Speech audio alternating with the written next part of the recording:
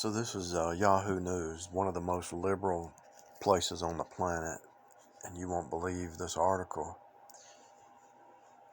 Even with the liberals, when it starts hitting their money, they stand up and say something. I don't like Yahoo at all, but listen, you got to read this article. Omicron prompts rethink of vaccine impact, COVID-19 mandates. Someone has to say it, and I derive no pleasure from doing so, but here goes. Somebody should have said this a long time ago. The Omicron wave is exposing the limits of COVID-19 restrictions, which are clearly failing. These include the ferociously debated vaccine passports and masking policy that have done little, or if anything, to tame skyrocketing numbers, throttling the Northeast. Hard-hit travel, leisure, and small business, especially restaurants, are bearing the brunt of questionable protocols that clearly need rethinking, if not scrapping outright. And for the record, it's not just America. China's aggressive zero-COVID policy that have exacerbated global supply chain problems aren't doing much to curb the spread either. At this point, vaccine mandates are more disempowering to businesses than empowering. Denise Graziano, CEO of Graziano Associates, a marketing communication firm, told the Morning Brief in an email, policies, tools, and communication must adapt to where we are now 2 full years into the pandemic. Vaccines have been invaluable to bring us up to this point, but mandating drives away customers, good employees, job candidates, and creates more division inside and outside organizations. Previously, the Morning Brief has written about the double-edged sword of the mandates and how they militate against impulses of people who, vaccinated or not, are erring on the side of freedom of movement. Over the holidays weekend, an Atlantic article underscored how American soft lockdown is leading to voluntary shutdowns as the virus-averse avoid public spaces. It's become a drag on the economy and spending. The article also highlighted how the preponderance of Omicron fueled breakout infections and the attendant shutdowns of highly vaccinated New York City venues, Apple's growers, are undermining illusions of safety. It's also questioned an underlying premise that effectively cleaves society into caste of vaccinated versus unvaccinated. The chill is mostly being felt among beleaguered bars and restaurants in New York City. One of the nation's strictest vaccine mandates has sparked mixed reactions from a diverse array of businesses, but with a common thread: lost businesses and upset or confused customers. And we haven't even scratched the surface of the shifting definition behind what constitutes fully vaccinated. As the campaign for a third or fourth jab gets underway, some eateries have openly embraced boosters as the only way to go, as Yahoo Finance Brooke De Palma reported last week. But the others are pushing back, such as Brooklyn dumpling shop owner Stratus Morfogen, famed for using a contraption called the Monster to make his popular bites. It goes without saying that year 3 into the pandemic is shaping up to be as complicated as ever. Meanwhile, dining rooms largely empty are reaping the whirlwind of soft lockdowns. We're seeing trending roughly towards 30-45% per night in cancellations, either the day before or day after, which is incredibly detrimental to the restaurants, Dave of San Francisco.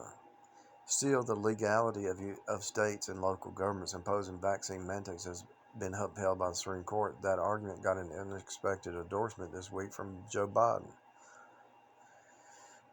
who said COVID surge had no federal solution, even as his own mandates have been challenged in court.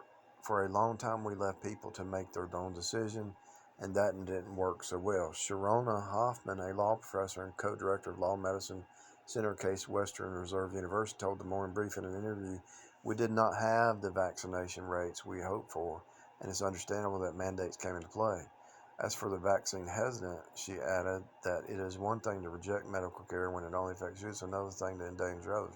Likening mandates to speed limits and bans on public smoking. Hoffman said even if there isn't a state mandate, it's within the rights of private business to make a safe place to go. Yet it's undeniable that key service industries have been caught in the downdraft. COVID-19 weary and cynical patrons, worker shortages, in part viewed as the impetus behind the Central Centers for Disease and Control, shortening the quarantine time for those who test positive for the virus, and heated skirmishes on land and in the air. Even highly vaccinated areas are conforming to the limits of political charged COVID protocols. Mask requirements have been openly dismissed by Connecticut's Democratic Governor Ned Lamont, whose state is also in the throes of COVID surge. Governor Lamont, you will reinstate the mask mandate. Question, will you reinstate to curb the current spike? If it's not, well, it's not curbing the spike in New York City.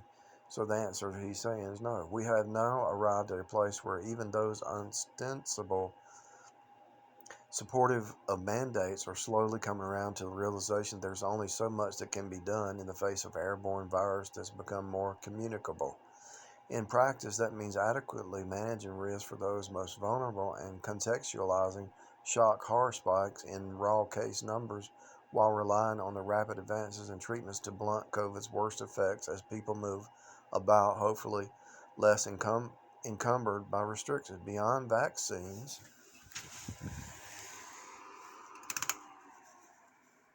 treatment options are becoming more available. Georgetown University health law professor. Listen, beyond vaccines, George University health law professor Rick Mehta told Yahoo Finance that will keep people on Monday that will keep people that are vaccinated and unvaccinated out of the hospitals and from developing severe infection. That's going to be a game changer for this. In other words, what this guy's saying in this article is, looks like he might have deleted some of it. I had an old version of it, but I'm sitting here dealing with a small health issue, so I might have read it and just forgot I read it. But if you read it, the original article, he says people who get the jab are still getting sick. It's not working. It's not working. But this professor down here says he's come up with ways to fight it